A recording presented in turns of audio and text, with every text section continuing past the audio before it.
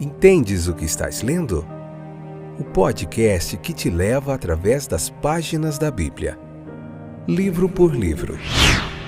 Capítulo por capítulo.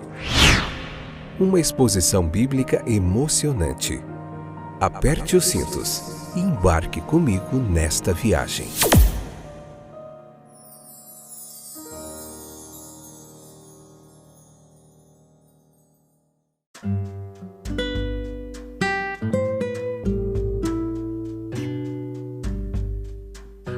Olá, meus queridos companheiros de viagem através das páginas da Bíblia. Estou de volta.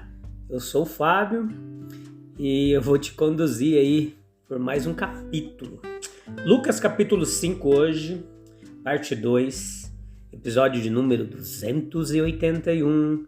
Essa é a quarta temporada onde nós estamos aprendendo mais um pouquinho sobre como Lucas nos apresentou o Evangelho de Jesus Cristo. Então veja comigo que existem dois importantíssimos momentos no nosso dia. Quais são eles? Um momento de oração, em que nós paramos em silêncio, desligamos todos os barulhos que nos incomodam e vamos para a presença de Deus, colocar diante dele as nossas dores, temores, dificuldades, aflições e pedimos a sua ajuda. Ou simplesmente o adoramos, o bendizemos pela sua grandeza, seu poder e sua majestade. E outro momento muito importante é quando nós ouvimos a voz dele através da sua palavra, como ele agia na antiguidade, como ele agia nos tempos bíblicos, e trazemos isso para hoje, como ele também age nas nossas vidas, de forma nenhuma diferente. Tá bom? Então vamos lá, vem comigo. Fique aqui até o finalzinho, pegue um caderninho para você anotar as dúvidas, presta bastante atenção, se possível escute novamente os capítulos anteriores, os outros livros que nós fizemos, João, Gênesis, Êxodo, e aprenda bastante da palavra de Deus, eu tenho certeza que você não vai se arrepender. Vamos falar de alguns milagres hoje que Jesus realizou ali no capítulo 5 de Lucas, se possível também leia o capítulo 5, que vai te ajudar a compreender melhor a nossa explanação. Então, fora da circunferência externa, havia um homem a quem a piedade nos teria atraído, mas de quem uma repugnância instintiva nos teria repelido. Ele era aquele em quem não havia apenas sinais e manchas daquela terrível praga da lepra, mas em quem ela era vista em sua forma mais virulenta. Ele estava cheio de lepra, sofrendo no corpo e afligido muito pior na mente, pelo terrível isolamento que aquela doença impôs. De repente entra em seu coração uma nova e ilimitada esperança. Na densa escuridão de sua noite surge aquela estrela da manhã. Um novo profeta chegou ao povo de Deus. Ele ouve de seu nome e fama. Ele vem ver, ele testemunha as obras maravilhosas que são realizadas por esse grande médico do corpo e da alma. Será que ele não terá misericórdia dele? Aquele que expulsa demônios não curará o leproso? Se o pobre paralítico, a seu comando, pode se levantar e ir embora com seus amigos, por que ele não deveria, sob o comando daquela voz forte, ser curado de sua doença terrível e voltar para sua família novamente? Então ele vem onde Jesus está e ouve enquanto ele fala, e quando ouve dizer pedi e dar-se-vos-á, resolve que pedirá que lhe seja dada uma nova vida. Ele vai procurar, e se ele deve encontrar. Nós nunca fizemos ao homem qualquer pedido em que tanto dependia da resposta que ele deveria receber dos lábios de Jesus Cristo. Para ele não era apenas sucesso ou fracasso, era a vida ou a morte que estava em jogo. Como a expectativa mais ansiosa deve ter lutado em seu coração com medo trêmulo e agonizante, com que voz vacilante ele deve ter pronunciado aquelas palavras de oração: Senhor, se quiseres, podes me purificar. Jesus estendeu a mão e tocou nele. Havia 3 razões pelas quais ele não deveria fazer isso. Uma forte aversão humana instintiva, ao ver aquelas feridas, o risco que ele corria ao fazê-lo, a proibição da lei combinada com o uso social que a desautorizava. Mas o nosso Senhor deixou de lado todas essas objeções. Por quê? Foi para mostrar, por uma ação instantânea, a bondade e a compaixão de seu coração. Colocar-se praticamente ao seu lado como aquele que sentiu profundamente por e com ele.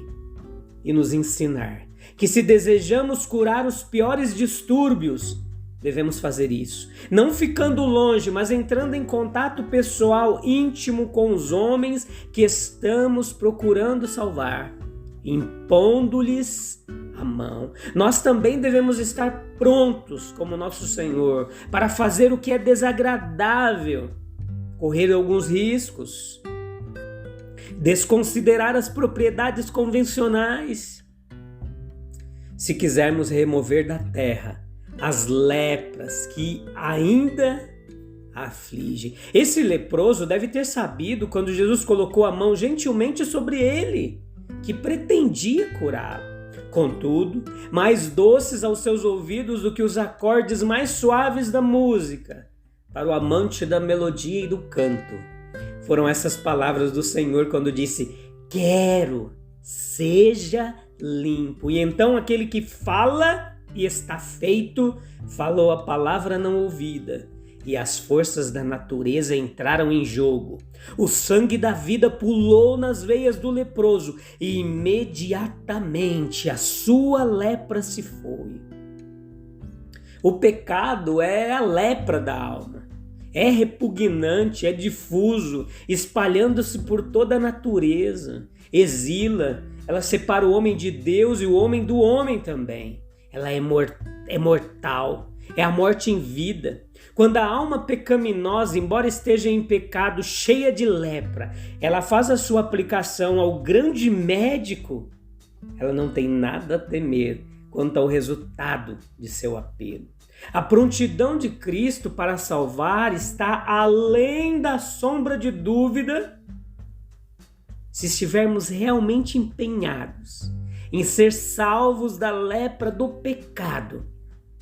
É certo que a mão do amor divino será colocada sobre nós e que a voz da misericórdia divina se dirigirá a nós dizendo: eu quero, seja tu limpo. Nós percebemos como Jesus, ele chamou os pescadores para serem pescadores de homens e como eles responderam nobremente ao seu chamado. Abandonaram os peixes e barcos e amigos para que pudessem segui-lo.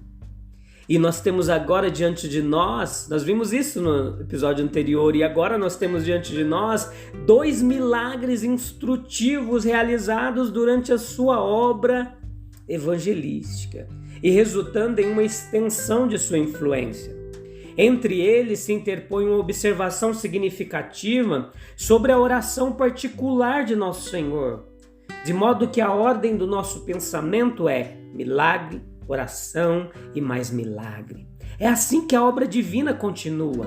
Devemos consequentemente nos entregar à oração, bem como ao ministério da palavra, se quisermos seguir a Jesus ou seus apóstolos.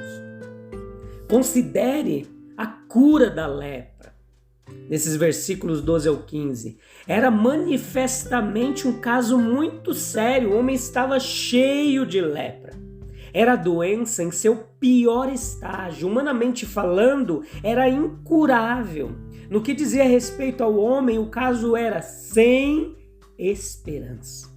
Os pobres leprosos, enquanto subiam e desciam a terra com roupas rasgadas e enquanto os outros clamavam imundos, e eles também tinham que dizer imundo, eram homens virtualmente mortos de luto por sua condição perdida e sem esperança.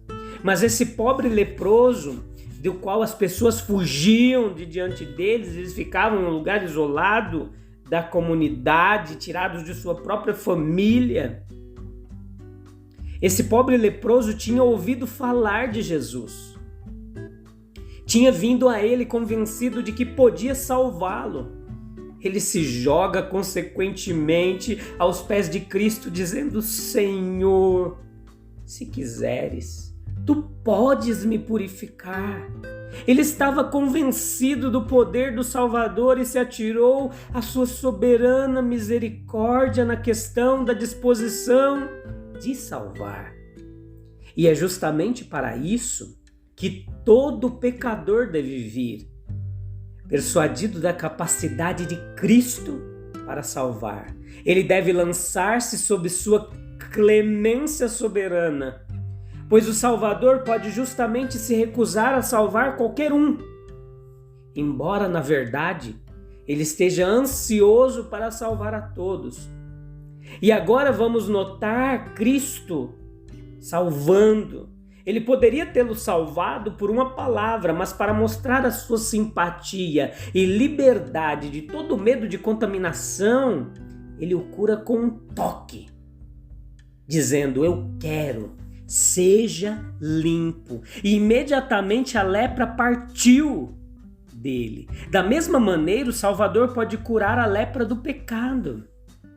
Se apenas pedirmos a ele, ele nos tocará com ternura e instantaneamente a doença da alma desaparecerá. Mas quando curado, o homem tem certos deveres a cumprir por instigação de Jesus. Ele é instruído primeiro a não contar a ninguém, pois Jesus quer ser algo mais do que um médico do corpo, e ele pode, através do relato do paciente, estar tão sobrecarregado com casos físicos que não tem tempo suficiente para a pregação e o trabalho espiritual, que para ele era primordial. Em segundo lugar, ele é instruído, meus queridos, ele é instruído a reportar ao sacerdote e cumprir tudo que a lei de Moisés exigia para lhe servir de testemunho. Dessa forma, o nosso Senhor quis demonstrar que não veio, como eles vilmente insinuaram, para destruir a lei e os profetas, mas para cumpri-los e fazê-los cumprir. Apesar dessas precauções, a sua fama se espalhou tanto que multidões se aglomeravam para ouvir e serem curadas de suas enfermidades. Assim, nós apresentamos-nos o caminho da salvação e os seus resultados. É vindo a Jesus que somos salvos, é fazendo o que Jesus exige que nos tornemos úteis entre os homens. Vamos testar Jesus como Salvador designado e viver como nosso Senhor nos dirige, nos conduz para cumprir e fazer sua vontade. Veja que Cristo, ele entra em oração. Jesus orou, aquele que era santo, inocente, imaculado, aquele em quem não havia pecado, não tinha culpa para confessar, nem misericórdia para implorar, nem purificação de coração para buscar do Espírito Santo. Mas o versículo 16 do capítulo 5 diz que ele foi orar. Veja que nós temos boas razões para pensar que essas foram as circunstâncias em que o nosso Senhor passou muito tempo em oração. É provável que ele, sob as limitações a que se rebaixou, tenha achado altamente desejável, se não necessário. E assim o é para nós. Antes de serviços especiais, quando estamos em maior necessidade de força, inspiração para o trabalho que imediatamente nos confronta, após os serviços especiais, quando corremos perigo, pois o espírito humano nunca está tão exposto a seus adversários espirituais como naquela hora em que relaxa após um grande avivamento espiritual. É necessário buscar e encontrar oportunidades de oração. Sim, se tivesse Jesus Cristo não poderia ter aberto seu coração a seu Pai como fez e obtido o refrigério e a força que obteve na oração, se ele tivesse permanecido no meio das multidões curiosas e exigentes que o rodeavam e o acompanhavam. Então ele se retira para o deserto, para um lugar ermo, afastado. E nós temos a insinuação de que ele teve que fazer um esforço muito árduo para escapar das multidões e garantir o isolamento que desejava. Mas ele conseguiu. E seremos sábios se fizermos o mesmo. Se apenas nos aproximarmos de Deus e tivermos comunhão com Ele quando formos deixados sozinhos, ou quando as ocasiões se apresentarem a nós, seremos carentes em nossa vida devocional. A chama da nossa piedade definhará no altar do nosso coração. Nós devemos aproveitar a oportunidade. Devemos obrigar nossa vida a ceder à hora tranquila. Quando retirando-nos para a solidão e solitude, estivermos a sós com Deus. Se a pureza em pessoa que era Cristo precisava orar, quanto mais necessidade tem a culpa representada em nós. Se a força, quanto mais a fraqueza. Se a sabedoria, quanto mais a ignorância e insensatez. Se nosso mestre não passou por grandes provações ou tentações sem primeiro sintonizar seu espírito e renovar suas forças na presença próxima de seu Pai, muito menos nós nos aventuraremos no futuro árduo e perigoso sem primeiro nos equiparmos com o sagrado arsenal, sem antes nos lançarmos a Deus e tirarmos o vigor sustentador e vitorioso de seus recursos infinitos. Então é isso. Deixo aqui hoje para você um convite a tanto ouvir e meditar na palavra de Deus, quanto ter um tempo em silêncio, a sós com o Senhor, derramando seu coração na presença dele, o adorando pela sua grandeza e clamando por sua misericórdia. A gente se vê em breve, no episódio do capítulo 5, a parte 3. A gente se encontra lá, tem muita coisa legal pra gente ver ainda e você não pode perder. Até breve, Deus abençoe. Tchau, tchau.